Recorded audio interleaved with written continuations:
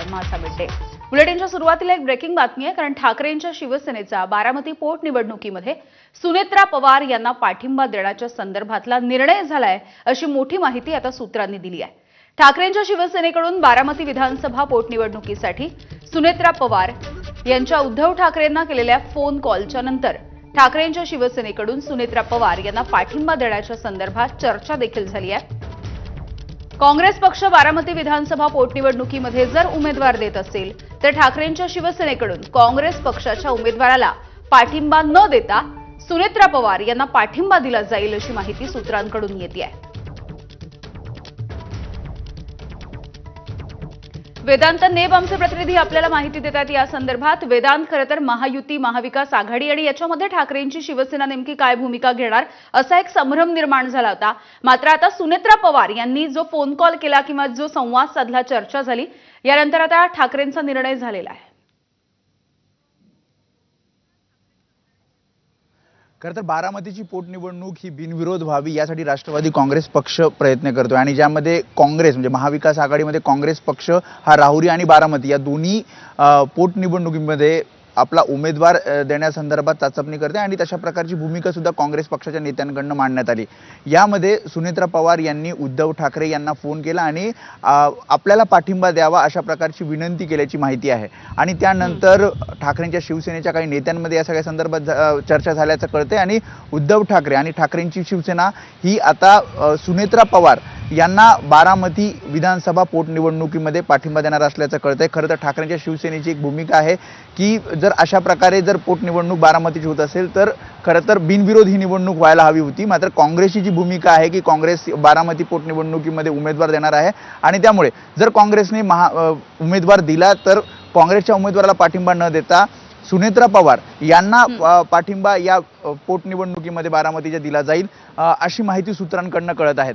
या सगळ्या संदर्भात अधिकृतरित्या भूमिका उद्धव ठाकरे हे आज उद्या पत्रकार परिषद घेऊन मांडतील. मात्र जी माहिती सूत्रांकडून मिळते त्यामध्ये सुनेत्रा पवारांच्या या फोन कॉल नंतर आणि त्यांच्या विनंतीनंतर पवार आणि ठाकरे या दोन कुटुंबातले जे जिव्हाळ्याचे संबंध पाहता सुनेत्रा पवार यांच्या उमेदवारीला ठाकरेंच्या शिवसेनेकडून पाठिंबा दिला जाणार असल्याची माहिती सूत्रांकडून मिळते. आता राहुरी विधानसभा मतदारसंघाच्या जी काही निवडणूक पोटनिवडणूक होणार आहे त्यामध्ये तिन्ही पक्ष खरं तर त्यांच्याकडे उमेदवार इच्छुक आहेत आणि त्यामुळे राहुरी विधानसभा मतदारसंघामध्ये महाविकास आघाडीकडून कोण उमेदवार द्यायचा किंवा तिन्ही पक्षांमध्ये नेमकं काय होतं या संदर्भात उद्या दुपारपर्यंत निर्णय अपेक्षित आहे. यामिनी. अगदी वेदांत, धन्यवाद सविस्तर माहितीसाठी. दरम्यान सुनेत्रा पवार यांनी पक्षप्रमुख उद्धव ठाकरे यांना फोन केला होता. फोनवरती बारामती विधानसभा पोटनिवडणुकीच्या संदर्भात चर्चा देखील झाल्याचं कळतंय आणि यानंतर जो काही निर्णय असेल तो पक्षप्रमुख लवकरच जाहीर करतील, अशी प्रतिक्रिया ठाकरेंच्या शिवसेनेचे खासदार संजय राऊत यांनी दिली आहे. उपमुख्यमंत्री सुनेत्रा पवार यांनी नक्कीच काल शिवसेना पक्षप्रमुख उद्धव ठाकरे यांच्याशी दूरध्वनीवरती चर्चा केली आणि पक्षप्रमुखांशी त्यांनी त्या संदर्भात चर्चा केली आणि ती चर्चा काय झाली किंवा त्या संदर्भात काय निर्णय आहे तो लवकरच स्वतः पक्षप्रमुख पत्रकार परिषद घेऊन आपल्याशी संवाद साधला. सुनेत्राताई पवारांचा पक्ष महाविकास आघाडीत नाही ना, तो भारतीय जनता पक्षाबरोबर आहे. त्याच्यामुळे काँग्रेस पक्ष जर काही वेगळा निर्णय घेत असेल असं दिसतंय तर त्याच्यामध्ये मला असं वाटत नाही की कुठे महाविकास आघाडी म्हणून त्याच्यामध्ये आम्ही लक्ष घातलं पाहिजे. काँग्रेस पक्ष हा या राज्यातला एक महत्त्वाचा पक्ष आहे, देशातला महत्त्वाचा पक्ष आहे. भारतीय जनता पक्षाबरोबर असलेल्या पक्षाला मदत होऊ नये अशी त्यांची भूमिका असू शकते, पण आम्ही चर्चा करू. बारामती आणि राहुरी याची पोटनिवडणूक लढवण्यावरती काँग्रेस सध्या ठाम झालेली दिसते आणि पोटनिवडणुकीचे दोन्ही उमेदवार उद्या दुपारपर्यंत जाहीर करणार असल्याचं देखील काँग्रेसचे प्रदेशाध्यक्ष हर्षवर्धन सपकाळ यांनी म्हटलंय. तर बारामतीच्या संदर्भात राष्ट्रवादीनं अजूनही संपर्क साधलेला नाही. बिनविरोध निवडणूक होण्यासाठी चर्चा आवश्यक असते असं देखील सपकाळ यांनी म्हटलंय.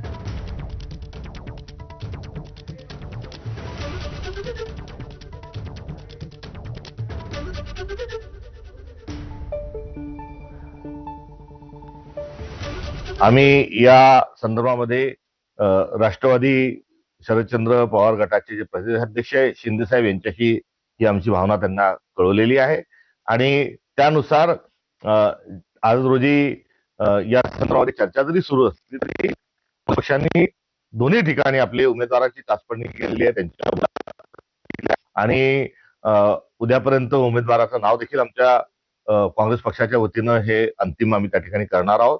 त्यामुळे जी भूमिका होती त्या भूमिकेवर काँग्रेस ठाम आहे आणि या संदर्भामध्ये राज्यस्तरावरील सर्व आमच्या नेत्यांशी चर्चा झालेली आहे. राष्ट्रीय स्तरावर देखील या संदर्भामध्ये आमचा संवाद आहे आणि उद्या दुपारपर्यंत याचा अंतिम निर्णय हा घेतला जाईल. या संदर्भामध्ये काँग्रेस पक्षाशी अजित पवार राष्ट्रवादी पक्षाच्या कोणीही आतापर्यंत संपर्क केलेला नाही. भारतीय जनता पक्ष हेही या संदर्भामध्ये आव्हान आपल्याला करताना दिसतं, मात्र त्या संदर्भातही कुठल्याही प्रकारचा संवाद आणि कुठल्याही प्रकारचा प्रस्ताव नाही. काँग्रेसनं देखील बारामतीची पोटनिवडणूक बिनविरोध करावी असं अनिल देशमुख यांनी म्हटलेलं आहे. आता प्रश्न राहिला बाकी पक्षाचा. काँग्रेसच्या बाबतीत काहीतरी मधात बातम्या आल्या होत्या, पण मला असं वाटतं की माझं वैयक्तिक मत आहे की अजितदादांनी अनेक वर्ष काँग्रेस, राष्ट्रवादी, शिवसेना या सर्व महाविकास आघाडीमध्ये अतिशय चांगल्या पद्धतीने सर्वांच्या बरोबर एकत्र राहून काम केलं. त्याच्यामुळे काँग्रेसनी सुद्धा बारामतीची निवडणूक बिनविरोध करावी असं मला वाटतं. नक्कीच या बाबतीत त्यांचे जे वरिष्ठ नेते आहेत किंवा महाविकास आघाडीचे जे वरिष्ठ नेते आहेत ते त्यांच्याशी या बाबतीत बोलतील आणि त्या पद्धतीचा निर्णय बिनविरोध बारामतीची विधानसभा होण्यासाठी घेतला जाईल असं मला वाटतं. दुसरीकडे राहुरी विधानसभा पोटनिवडणुकीसाठी ठाकरेंची शिवसेना ही चांगलीच आग्रही असल्याचं समोर येत आहे. राहुरीच्या पोटनिवडणुकीच्या संदर्भात मातोश्रीवरती बैठक पार पडतेय. राहुरी आणि नाशिकमधील स्थानिक पदाधिकारी मातोश्रीवरती पोहोचलेत. माजी जिल्हाध्यक्ष रावसाहेब खेवरे या जागेसाठी आग्रही आहेत. काँग्रेसचे नेते बाळासाहेब थोरात यांची खेवरे यांनी काल भेट घेतली होती आणि ही जागा सोडण्यासाठी विनंती केली. आज या संदर्भात तोडगा निघण्याची देखील शक्यता आहे. राहुरी पोटनिवडणुकीसाठी काँग्रेस, ठाकरेंची शिवसेना, वंचित आणि प्रहार या पक्षांची सध्या तयारी सुरू आहे.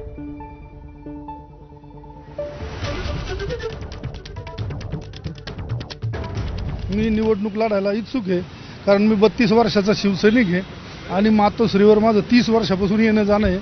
अत्यंत घनिष्ठ असं काम मी शिवसेनेचं गेल्या 30 वर्षात केलेलं आहे. त्याच्यामुळे मी दावेदार आहे निवडणुकीचा आणि 100% मला उमेदवारी मिळणार आहे. ते म्हणलं तर साहेबांशी भेटा आणि साहेबवरच्या लोकांशी चर्चा करतील, म्हणजे पवार साहेबाशी करतील, ते सपकाळ साहेबाशी करतील आणि निर्णय घेतील. चर्चा बाकी आहे. आज फायनल होणार, उद्या कुठल्याही परिस्थितीत उमेदवारी डिक्लेअर होणार. तर बारामती आणि राहुरीची पोटनिवडणूक बिनविरोध व्हावी असं आवाहन आता मुख्यमंत्री देवेंद्र फडणवीस यांनी देखील केलंय. सगळ्या पक्षांनी मन मोठं करून निवडणूक बिनविरोध करायला हवी असंही त्यांनी म्हटलं. राज्यामध्ये याआधी देखील निवडणुका बिनविरोध झाल्या होत्या, याची आठवण देखील मुख्यमंत्र्यांनी करून दिली आहे. मला असं वाटतं की सर्वच पक्षांनी सुनेत्राताईंना पाठिंबा दिला पाहिजे. माझी अशी सर्वांना विनंती असेल की ही पोटनिवडणूक बिनविरोध झाली तर महाराष्ट्राला साजेशी अशा पद्धतीनं ही परिस्थिती होईल. यापूर्वीही अनेक वेळा महाराष्ट्राने बिनविरोध पोटनिवडणुका केलेल्या आहेत. मला आठवतं की ज्यावेळेस आर आबांचं दुःखद निधन झालं होतं त्याही वेळेस आपण जी काही पोटनिवडणूक आहे ती त्या ठिकाणी भाजपने आम्ही ठरवलं होतं की आम्ही लढणार नाही आणि आपण ती बिनविरोध केली होती. मला असं वाटतं सगळ्या पक्षांनी मन मोठं करून बिनविरोध निवडणूक केली पाहिजे. बारामती विधानसभा पोटनिवडणुकीच्या पार्श्वभूमीवरती जय पवार यांनी आज महत्त्वाची बैठक बोलावली. या बैठकीमध्ये बारामती मतदारसंघाचा आढावा घेतला जाणार आहे. बारामतीमधल्या कसबा भवनामध्ये आज दुपारी 4 वाजता ही बैठक होणार आहे.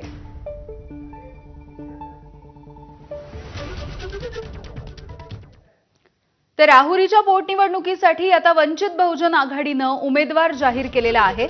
वंचितकडून अनिल जाधव यांना उमेदवारी देण्यात आल्याचं निश्चित करण्यात आलेलं आहे.